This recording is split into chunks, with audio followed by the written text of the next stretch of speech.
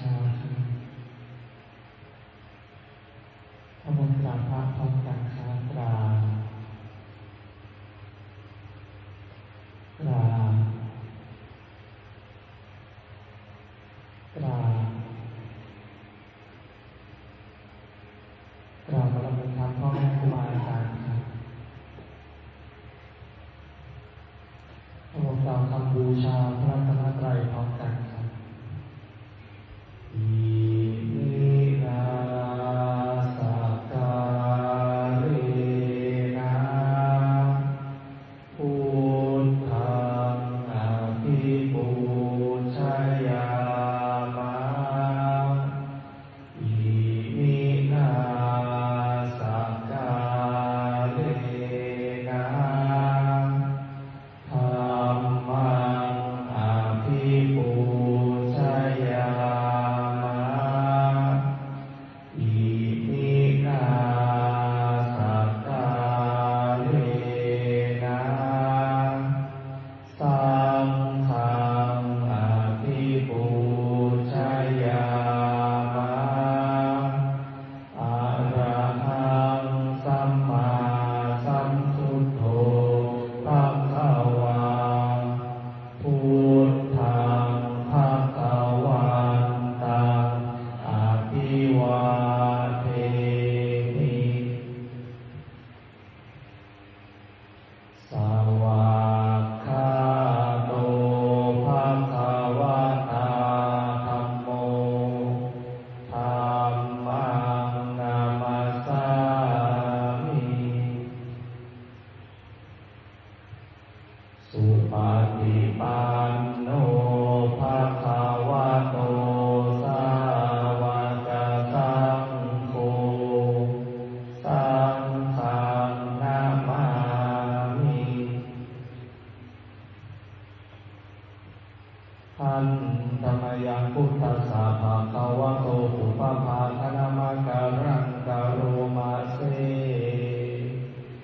นะโมตัสสะภะคะวะโตอะระหะโตสัมมา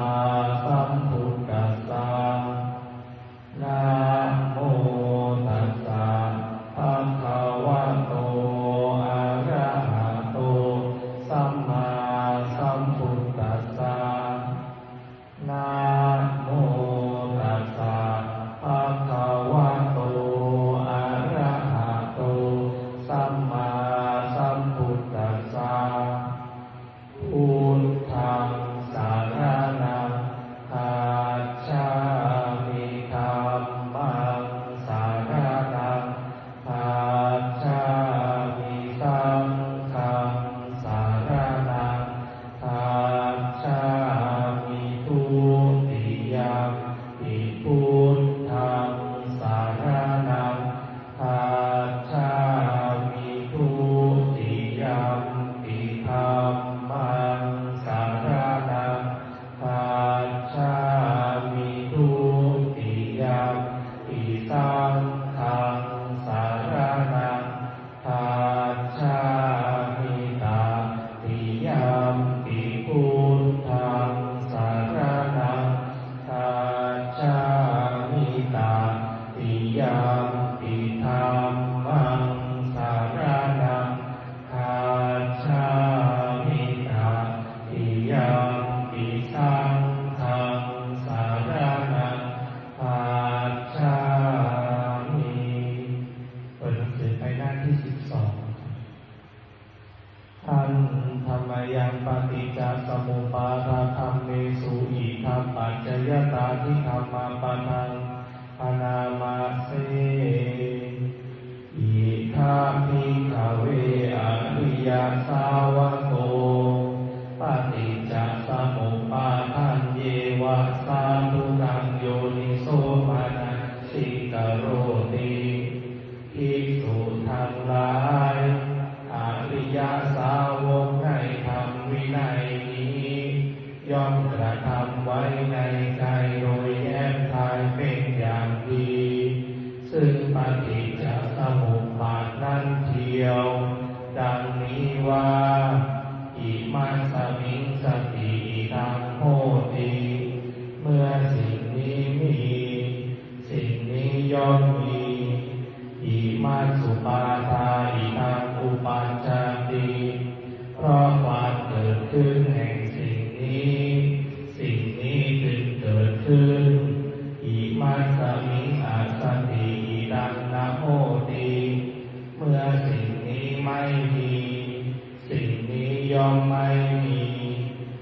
มัสสะนิโรธาอิทังนิรุจจติเพราะความดับไปแห่งสิ่งนี้สิ่งนี้จึงดับไปยาทิทังได้แก่สิ่งเหล่านี้คืออวิชชาปัจจยสังขาราเพราะมีอวิชชาเป็นปัจจัยจึงมีสังขารทั้งหลายสังขาราปัจจยวิญญาณังเพราะมีสังขารเป็นปัจจัยจึงมีวิญญาณวิญญาณปัจจยนามรูปังเพราะมีวิญญาณเป็นปัจจัยจึงมีนามรูปนามรูปปัจจยสลายตนังเพราะมีนามรูปเป็นปัจจัยจึงมีสลายตนะสลายตนะปัจจยภัสโสเพราะมีสลายตนะเป็นปัจจัยจึงมีผัสสะผัสสะปัจจยเวทนาเพราะมีผัสสะเป็นปัจจัยจึงมีเวทนาเวทนาปัจจยตัณหาเพราะมีเวทนาเป็นปัจจัยจึงมีตัณหาตัณหาปัจจยอุปาทานังเพราะมีตัณหาเป็นปัจจัยจึงมีอุปาทานอุปาทานาปัจจยภาโวเพราะมีอุปาทานเป็นปัจจัยจึงมีภพภาวะปัจจยชาติเพราะมีภพเป็นปัจจัยจึงมีชาติชาติปัจจยชรามรณะโสกปริเทวทุกขโทมนัสสุปายาสาสัมภวันติเพราะมีชาติเป็นปัจจัยชรามรณะโสกปริเทวทุกขโทมนัสอุปายาสาทั้งหลายจึงเกิดขึ้นครบถ้วนเอวะเมตัสสะเทวรัสสะทุกขขันธัสสะสมุทัยโยโหติความเกิดขึ้นเพราะแห่งกองทุกข์ทั้งสิ้นนี้ย่อมมีด้วยอาการอย่างนี้อวิชชายาตเววะอาเสสะวิราคะนิโรธาสังขารานิโรโธ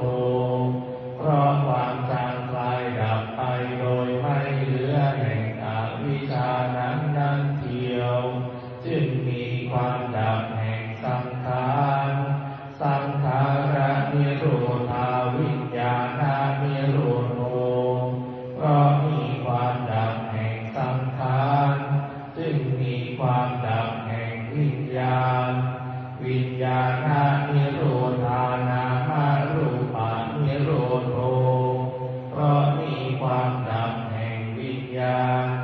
จึงมีความดับแห่งนามรูปนามารูปานิโรธาสาลายตนะนิโรโธเพราะมีความดับแห่งนามรูปจึงมีความดับแห่งสาลายตนะสาลายตนะนิโรธาผัสสะนิโรโธเพราะมีความดับแห่งสาลายตนะจึงมีความดับแห่งผัสสะผัสสะนิโรธาเวทนานิโรโธเพราะมีความดับแห่งผัสสะจึงมีความดับแห่งเวทนาเวทนานิโรธาตัณหานิโรโธเพราะมีความดับแห่งเวทนา